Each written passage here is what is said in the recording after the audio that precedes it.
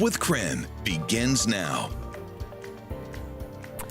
A 5,000-acre fire in Fort Washington has destroyed several buildings in that area. We have Nicole Hernandez joining us today to talk about area evacuations.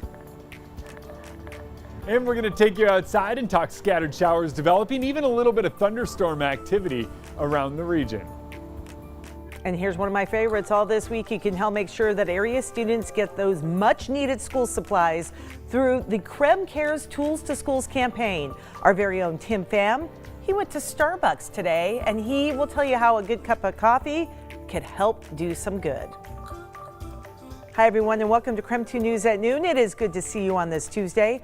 I'm Laura Papetti. We do begin with this. A fast moving wildfire is making its way through Stevens County today. So far, last report, 20 buildings have been destroyed, and that does include 8 homes. Nicole Hernandez has more details on where people in the area can seek shelter and even where they can take their livestock as well. Yes, we're at the Clayton Fairgrounds right now, where we've got a bunch of animals that are here as a safe place for them away from those evacuation spots. Of course, we have had owners stopping by here and there. They've been giving their animals fresh water, checking on them, giving them food and such. But we've got a ton of animals here. There's obviously cows. We've got this little cow here. There's horses over there. They have a whole spot just for the cats, the dogs, chickens, sheep, goats, everything you could think of here. Really, there are animals here that people have had to bring to keep them safe.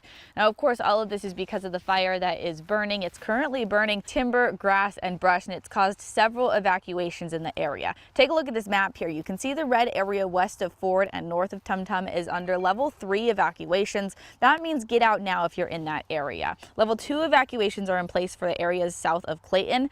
Southeast of Springdale is under level 1 evacuations.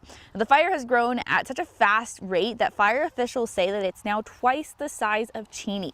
Many residents watched as flames raced towards their home yesterday without a moment's notice to leave.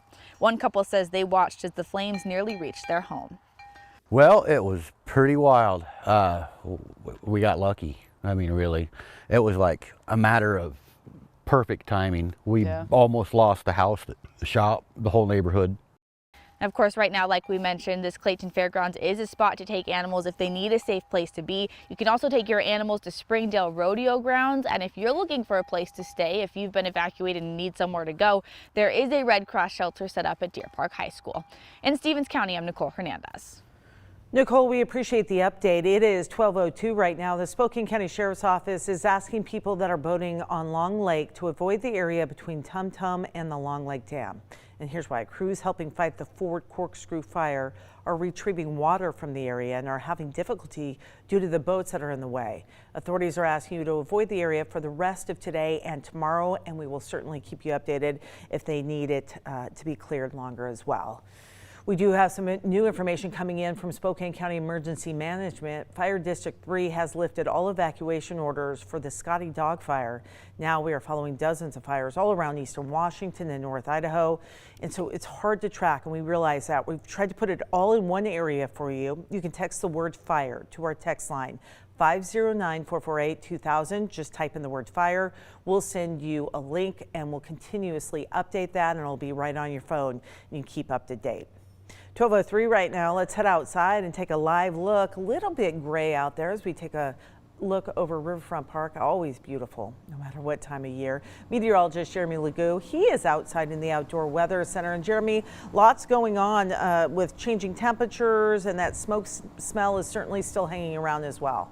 Yeah, but believe it or not, despite that smoke smell, air quality is a little bit better than it has been in recent days. You'd be able to see blue skies if it weren't for the clouds that are keeping us cool, and the lack of, well, any sort of moisture reaching the ground doesn't mean it's not happening elsewhere. So here in Spokane we are dry, but elsewhere around the region not so much the case. 66 degrees here in town right now, and our air quality does sit at moderate, a 57 on the AQI, and that's pretty much where it's going to remain through much of the day today. What winds up happening is we get a little bit of, oh, there we go. Hey buddy, come here. Come here. All right, anyway, there's a dog. Temps in the 60s right now, and those temps in the 60s are going to be where we stay as we head through the next little while. Oh, this guy's name is Kodiak. Let me grab him so he's not over here eating flowers. All right, buddy. All Oh, his leash is all caught up. But we are seeing some of those showers and storms move around the region. All right, thank you, Kodiak. Can you just sit right here, buddy? All right, we are going to see some gusty wind as we head through the afternoon. A little bit of thunderstorm activity now popping up out to our west. Those thunderstorms are quickly moving farther to the east as our low pressure center continues to track that way. Some of those storms putting down quite a bit of lightning, and embedded within those cells is some heavy rainfall. So if you're under one of those, you might see some thunder, lightning, and even some heavy rain. I'll have more details on that coming up in your full forecast, but for now, it's this little guy chasing everything he can get into. A little preview of what's to come out here in the patio.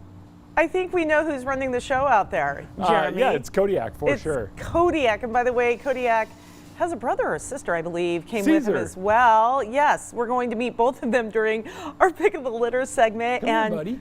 Sorry about that, Kodiak. being in front of the camera. That was our friends from Spokane trying to corral Kodiak. Okay, much more to come on that.